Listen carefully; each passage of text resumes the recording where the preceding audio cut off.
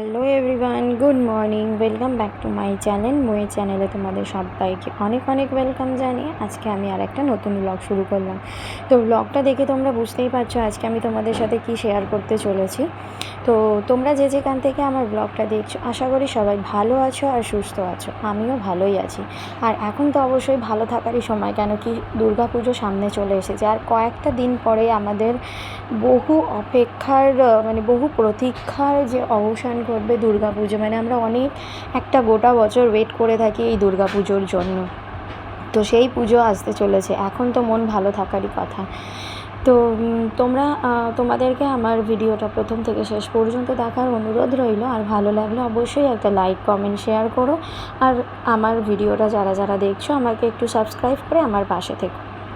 তো দেখো আমি রবিবার দিন সকালবেলা ঘরটা ঝাড়ছি। তো ঘর ঝাড়ার আগে আমার রীতিমতো আমার যে সমস্তগুলো কাজ থাকে সকালের, সেই সমস্ত কাজগুলো না আমি করে নিয়েছি।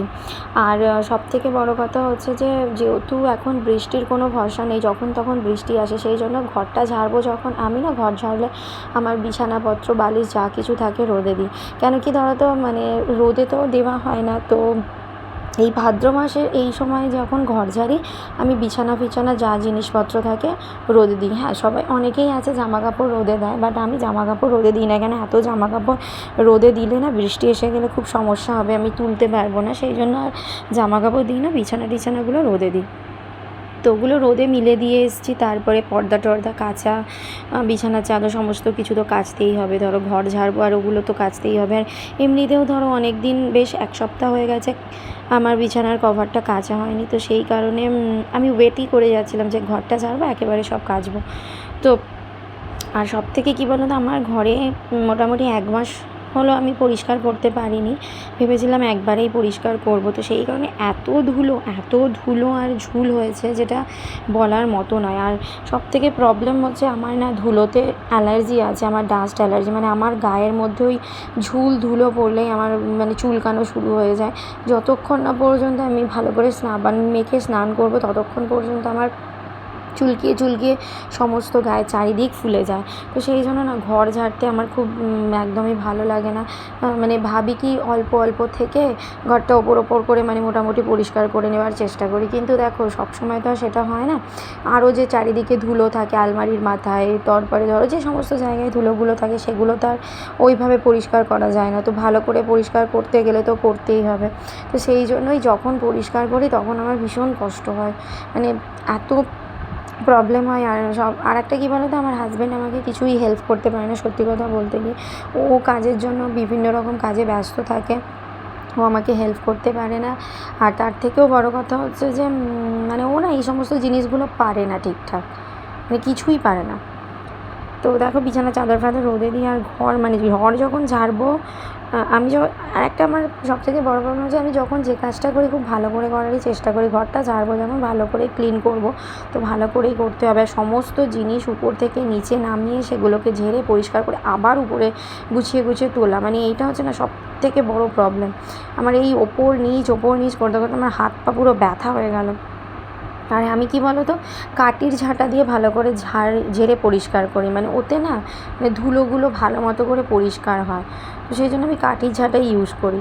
আর এই যে বিছানাগুলো যে রোদে দিয়েছিলাম সেগুলো সব ঝেড়ে টেড়ে পরিষ্কার করে নিয়ে আমি বিছানাগুলো পেতে নিচ্ছি। কেন কি হঠাৎ করেই দেখছি আকাশ মেঘলা মেঘলা করছে। তো সেই কারণে আমি বিছানাগুলো পেতে নেওয়ার চেষ্টা করছি, পেতে নিচ্ছি। তো বিছানাগুলো পেতে নিয়ে তারপরে যা বালিশ টালিশ আছে সমস্ত কিছু পেতে নেব। আর হ্যাঁ, আমার কাজে না আমার মেয়েও একটু করে হেল্প করেছে। সত্যি কথা বলতে কি, একা এতটা কিছু ঘর সংসারে সমস্ত কাজ করা, টিফিন করা, যেমন রবিবার ছুটির দিন সবাই বাড়িতে থাকে। তো রবিবারে আমাদের লুচি তরকারি হয়, তো লুচি তরকারি করা সবার জন্য। তারপর আমার কাছাকাছি আমার সমস্ত কিছু টুকটাক কাজ করা, এগুলো করার পরে আবার আমি যে বাচ্চাটাকে একজনকে পড়াই তাকে পড়িয়ে তারপর আমি এই ঘর ঝাড়তে শুরু করেছি। সেই কারণে আমি ঘর ঝাড়তে শুরু করেছি প্রায় 11:30টার দিক করে। 11:30 থেকে আমার পুরো টোটাল ঘর ওভারঅল ক্লিন করে আবার পর্দাগুলো লাগানো, বিছানা চাদর সমস্ত কিছু আবার একদম ঘরের আগের অবস্থায় ফিরিয়ে আনতে আমার প্রায় 2:30টার দিক করে বেজে গেছে। অনেকটা লং সময় চলে গেছে করতে করতে। দেখো করতে যখন হবে তখন আমি না একবারে কাজ করে নিই, বসতেই বেশি পছন্দ করি। মানে করে রাখলাম, আবার পরে পরে করবো, এইগুলো না আমার দ্বারাই হয় না। মানে আমি করবো যখন আগে করে নেব, তারপরে বসবো। আমার এই সমস্যাটা, আমার এইটা হয় আমার মধ্যে।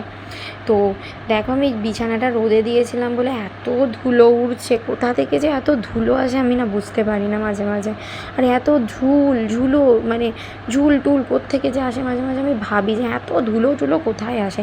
আমি তো ঘরের মধ্যে থাকিই না, কিছু করিই না, ধুলোর কোনো মানে এই হয় না। আর আমার বাড়ির সামনে কোনো মানে রোড নয় যে প্রচুর ধুলো হবে, তাতেও এত ধুলো কোত্থেকে যে আসে আমার তো মাথায় কিচ্ছু ঢোকে না। এই দেখো, এইগুলো হচ্ছে নর্মাল উপর দিয়ে ঝাঁট নিচ্ছে, কারণ খাটের তলায় প্রচুর ধুলো আছে, যেগুলো আমি তো বের করতে পারবো না অতটা দূর। তো ঘর মোছার সময় আমি একটা লম্বা লাঠি দিয়ে ঘর মুছি, তো সেইটা দিয়ে মোছার সময় আমার পরিষ্কার হয়ে যাবে। তো আমি গ্রিল ট্রিলগুলোও সমস্ত কিছু পরিষ্কার করে নিলাম। ব্লগটা আজকে তাহলে এখানেই শেষ করছি। তোমরা সবাই ভালো থেকো, সুস্থ থেকো।